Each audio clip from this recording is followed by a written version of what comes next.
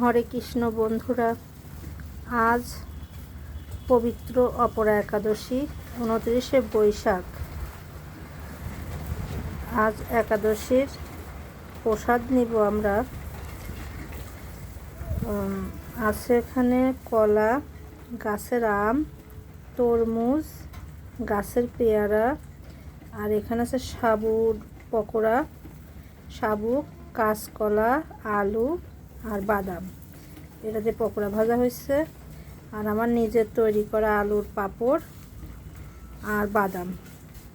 আর এখানে আছে একটু কাঁচকলা আলু দিয়ে সবজি।